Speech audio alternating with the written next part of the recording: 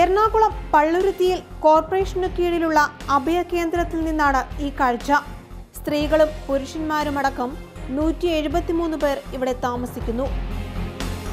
ഇവരിൽ മാനസികാസ്വാസ്ഥ്യം പ്രകടമാക്കുന്നവരെ താമസിപ്പിച്ചിരിക്കുന്നത് ജയിലുകൾക്ക് സമാനമായ സെല്ലുകളിൽ.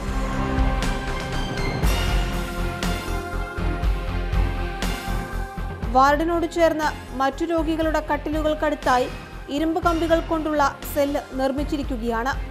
1-2 ദിവസമല്ല, മാസങ്ങളോളമാണ് രോഗികളെ ഇവിടെ ഇത്തരത്തിൽ അടച്ചുപൂട്ടിയിട്ടിരിക്കുന്നത്. മാനസികാസ്വസ്ഥതകൾ പ്രകടമാക്കുന്ന സ്ത്രീകളെയും ഒറ്റപ്പെട്ട മുറികളിൽ അടച്ചുപൂട്ടിയിരിക്കുന്ന കാഴ്ചകളും ഞങ്ങൾക്ക് കാണാൻ കഴിഞ്ഞു.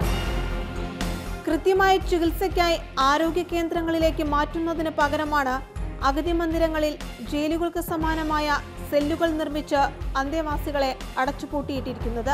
മാനസികാസ്വാസ്ഥ്യം പ്രകടമാക്കുന്ന രോഗികളെ മതിയായ ചികിത്സ നൽകി പുനരധിവസിപ്പിക്കുന്നതിന് പകരമാണ് ഇത്തരം അഭയ കേന്ദ്രങ്ങളിൽ സെല്ലുകളിൽ മാസങ്ങളോളം അടച്ചുപൂട്ടിയിട്ടിരിക്കുന്നത്.